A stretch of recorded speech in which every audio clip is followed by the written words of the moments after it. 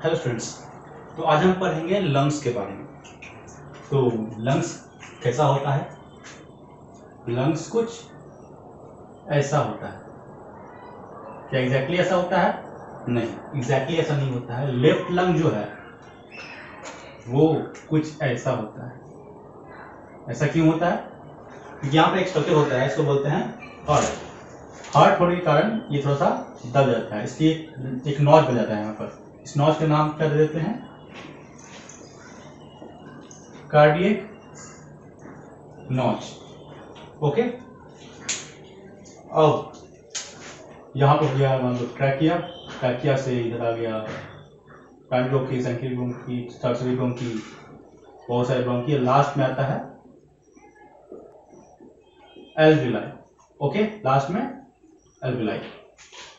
तब लंग्स को हम डिवाइड करते हैं, राइट लंग और लेफ्ट लंग। लेफ्ट लंग थोड़ा छोटा होता है राइट लंग से, इसलिए लेफ्ट लंग को हम 2 पार्ट में डिवाइड करेंगे और राइट लंग को 3 पार्ट में। ये डिवाइड होता है कुछ ऐसे और ये डिवाइड होता है कुछ ऐसे। तो इसमें 3 लोग आते हैं और इसमें 2 लोग। नाम क्या हुआ? ऊपर का अपर लोब, नीचे का लोअर लोब। इसमें अपर लोब, लोअर लोब और ये मिडिल लोब। ठीक है, अब ये बताओ कि इसमें जो एल्वुलाई है, दोनों लंग्स को मिलाकर टोटल कितने एल्वुलाई होते हैं? टोटल एल्वुलाई ये होते हैं 300 मिलियन, मतलब 30 करोड़, दोनों लंग्स को मिलाकर। क्या समझ आया? आगे इसमें दिया हुआ है कि लंग्स कहाँ कैसे प्रेजेंट है। इसके ऊपर में क्या है, इसके नीचे में क्या है, इसके आगे क्या है। ये लंग्स है, लंग्स के आगे है स्टर्नम, लंग्स से आगे स्टर्नम, पीछे है वर्टिब्रल कॉलम और साइड में है रिब्स, नीचे में है डायफ्राम। ऊपर में कुछ नहीं दिया हुआ है, ऊपर में जितना होता है नेक और क्लेविकल, ये होता है क्लेविकल बोन। ठीक, तो उसी में ऐसे लिखा हुआ है। आगे का मतलब वेंट्रली, पीछे का मतलब डॉर्सली, नीचे का मतलब डाउन। ओके, वो एनसीईआरटी में लिखा हुआ है, देख लीजिए। नेक्स्ट देखिए, इसमें एक लाइन दिया हुआ है रेस्पिरेशन का, जब हम 5 स्टेप लिखा हुआ है उसकी एक लाइन ऊपर देखिए, एक लाइन पढ़िए। We can not directly enter the pulmonary volume. हम लोग डायरेक्टली पल्मोनरी वॉल्यूम को एल्टर नहीं कर सकते, चेंज नहीं कर सकते। क्यों? लंग्स को तो देख रहे हैं कि चेंज हो रहा है, एल्टर कर सकते हैं, लेकिन नहीं, डायरेक्टली नहीं होता। यहाँ पर कम लिखा हुआ है डायरेक्टली। डायरेक्टली क्यों नहीं होता है? देखिए, जैसे हम लोग हाथ को तो मूव कर सकते हैं, पैर में मूव कर सकते हैं, लेकिन हम लोग लंग्स को मूव नहीं कर सकते, डायरेक्टली मूव नहीं कर सकते। मूवमेंट कैसे होता है? क्या बोन से मूवमेंट होता है? नहीं, बोन से मूवमेंट नहीं होता। बोन में अटैच होता है लंग, डॉन्स में अटैच होता है मसल। तो मसल को हम मूव करते हैं, मसल को मूव करने के कारण बोन मूव होता है, लेकिन लंग्स में कोई मसल नहीं होता है, तो हम डायरेक्ट लंग्स को मूव नहीं कर सकते। तो लंग्स मूव कैसे होगा? इसके आउटर पार्ट में कुछ पार्ट्स होते हैं, जैसे थोरैसिक केज और प्लूरा। प्लूरा क्या होता है? तो वो सब ऐसे अटैच होते हैं और थोरैसिक केज में होते हैं मसल। तो हम थोरैसिक केज को मूव कर सकते हैं, उसके कारण लंग्स मूव होते हैं। ठीक है, तो हम पढ़ते हैं प्लूरा। प्लूरा क्या होता है? देखो, प्लूरा होता है डबल लेयर। ऐसा होता है, डबल लेयर प्लूरा होता है। एक मिनट बना दूं।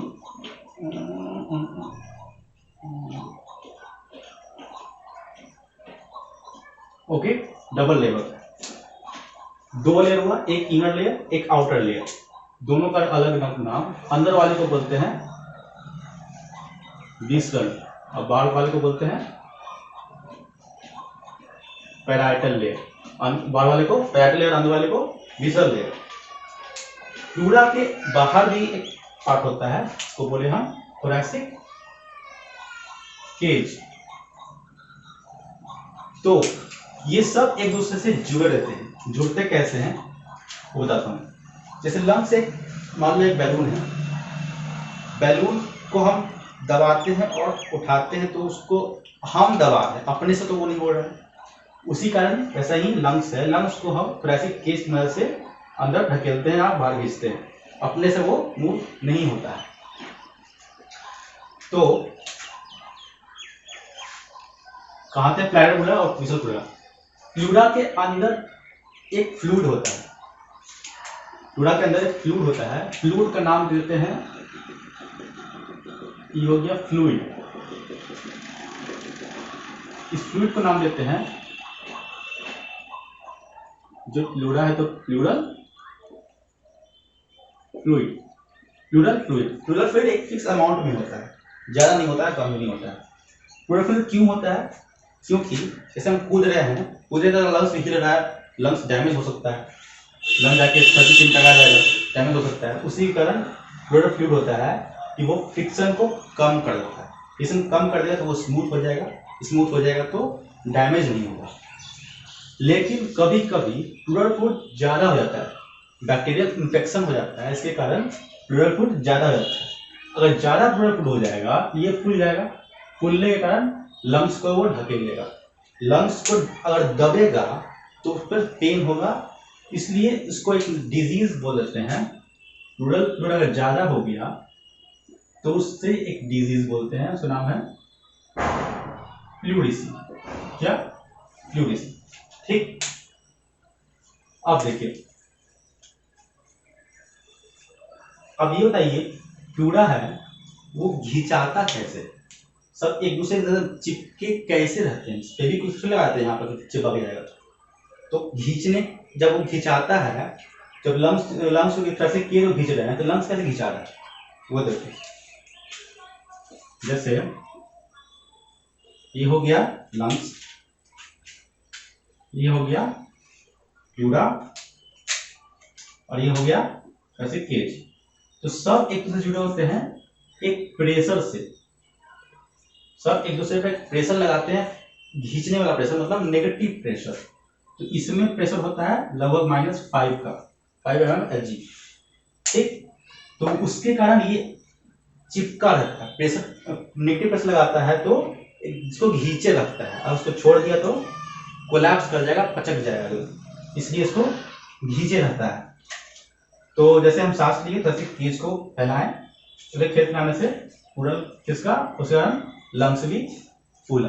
ठीक, तो मेन काम कौन करता है, लंग्स को कोलैप्स होने से बचाने के लिए ये काम करता है प्लूरा। प्लूरा में नेगेटिव प्रेशर होता है जिसके कारण लंग्स को वो घींचे रखता है कि वो छोटा हो गया, कोलैप्स ना हो जाए।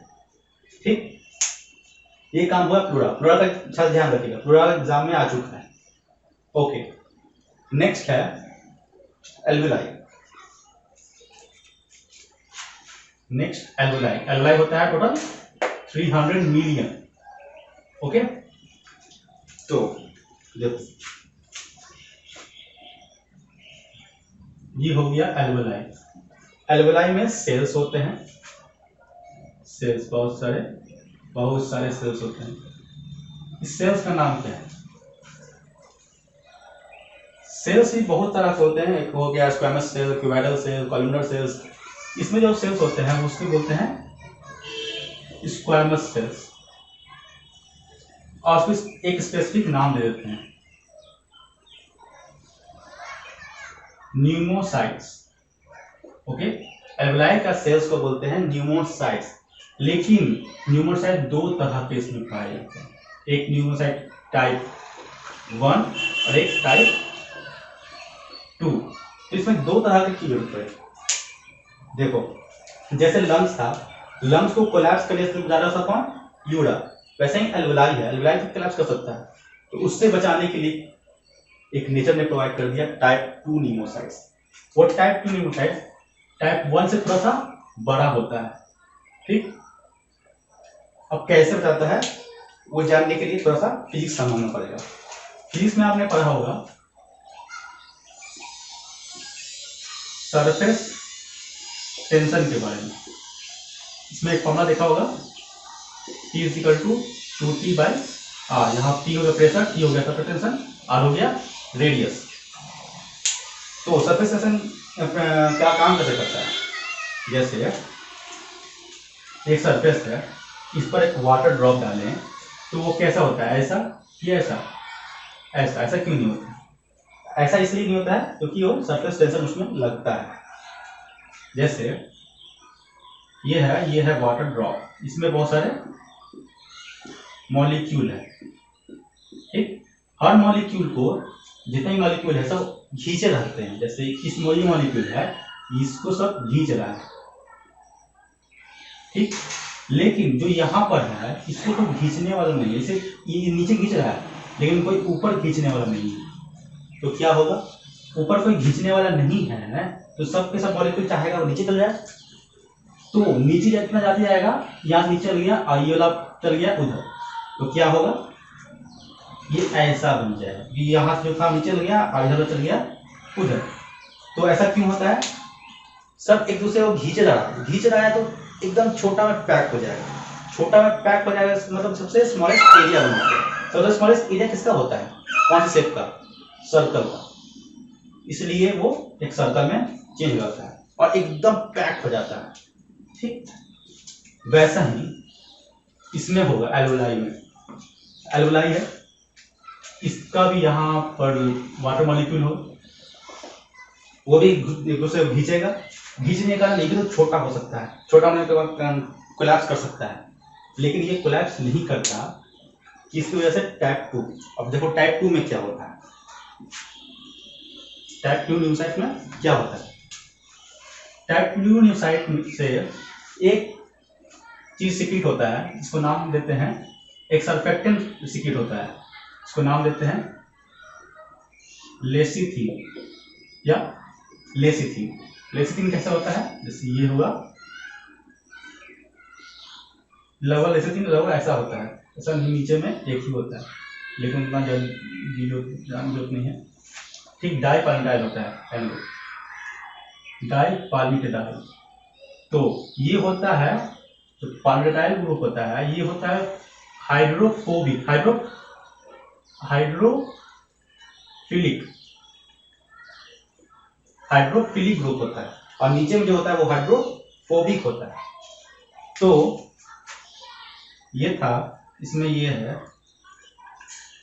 अगर ऊपर में न्यूक्लियोसाइड 2 आ जाए जो किसी लेसे थी, उसके कारण ऊपर में क्या आ जाएगा, हाइड्रोफिलिक, जो कि वाटर मॉलिक्यूल ऊपर में है उसकी जगह अटैच होगा, तो उसके कारण ऊपर भी एक आ गया पुलिंग फोर्स खींचने वाला, नीचे से पुलिंग फोर्स खींचने वाला, इसी कारण वो शेप चेंज नहीं करता है, सिकुड़ता नहीं है, अपने नॉर्मल शेप में रहता है।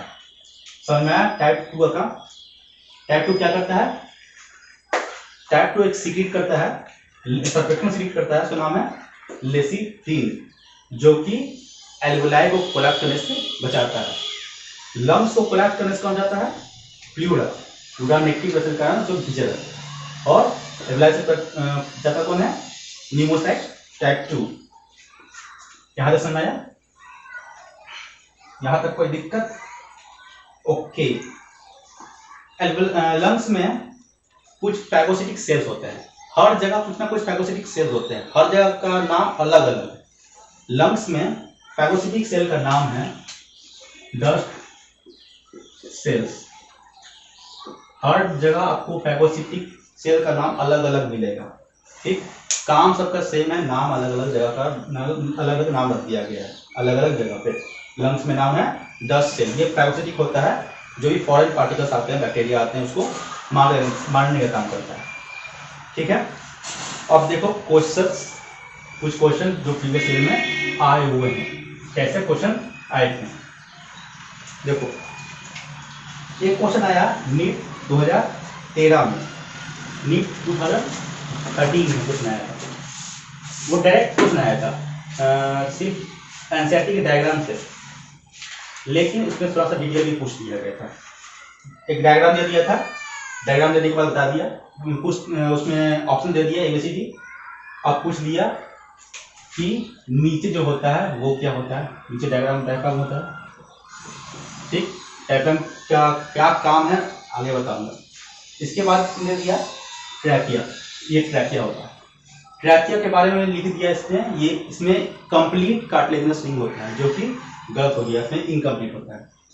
नेक्स्ट दे दिया यूडल मेम्ब्रेन, यूडल मेम्ब्रेन बी को दिया फ्लोर मेम्ब्रेन, लेकिन फ्लोर मेम्ब्रेन तो ऐसा होता है, ये इसको नाम देना चाहिए फ्लोर मेम्ब्रेन, लेकिन उसने गलती किया कि वो ऐसा दे दिया, मतलब थोरैसिक केस को भी वो फ्लोर मेम्ब्रेन को ही नाम दे दिया, वो गलत हो गया। ठीक, कारण क्या गलती हुआ, वो लेबलिंग गलत कर दिया। फोर्थ में क्या है, एल्वेलाई, ये एल्वेलाई दिया और इसका फंक्शन एनसीईआरटी का जो डेफिनेशन है वो दिया। तो एनसीईआरटी का हर एक डेफिनेशन याद रखना है, एनसीईआरटी का जो एल्वेलाई का डेफिनेशन है वही याद करना है। Thin walled vascular bag like structure for exchange of gases, thin walled vascular bag like structure. तो ये पहला क्वेश्चन हुआ। सेकंड क्वेश्चन देखो, ये थोड़ा सा एनसीईआरटी को थोड़ा बाहर कर दिया, जो मैं बताया प्लूरा के बारे में वो उससे पूछ लिया। देखो क्या किया इसने क्वेश्चन पूछा, हाँ, नीट 2016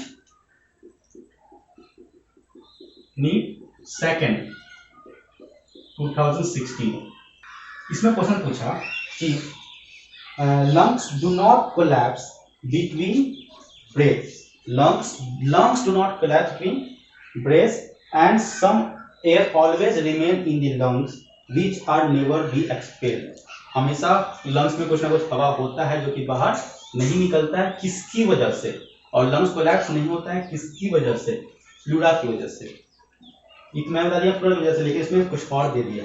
देखो पहले तो ये बता दिया प्लूरा की वजह से, इसमें ऑप्शन दिया, इसमें एक और टर्म दिया था कि और कुछ एयर इसमें रह जाता है, एयर इसमें रहता है क्योंकि घींचे रहता है, घींचे रहने के कारण कुछ ना कुछ एयर तो अंदर रहेगा नहीं, पूरा सिकुड़ेगा नहीं, तो पूरा का पूरा हवा बाहर नहीं जाएगा। इसमें पहला ऑप्शन दिया there is a positive intrapleural pressure, क्या इसमें पॉजिटिव इंट्राप्लूरल प्रेशर होता है? नहीं, नेगेटिव होता है। Second, pressure in the lungs is higher than the atmospheric, नहीं, इसमें कुछ पूरा का बात नहीं किया, इसमें अलग ही एटमॉस्फेरिक कैसे काम लिया है, गलत हो गया। Third, there is a negative pressure in the lungs, lungs में नेगेटिव प्रेशर के कारण क्या ये कोलैप्स नहीं करता है? नहीं, जुड़ा। फोर्थ है there is a negative intrapleural pressure pulling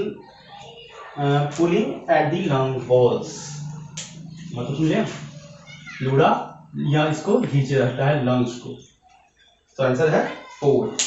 तो एनसीईआरटी का लाइन दिया हुआ है प्लूरा, उसका थोड़ा सा ऊपर जाना जरूरी है, उससे क्वेश्चन आ सकते हैं, इसलिए मैं जो भी टर्म्स दिया हुआ है उसको डिफाइन कर रहा हूँ। ठीक है, समझ में आया?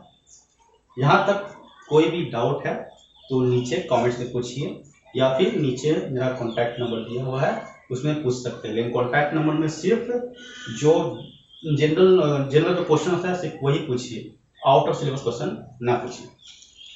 ठीक, थैंक यू।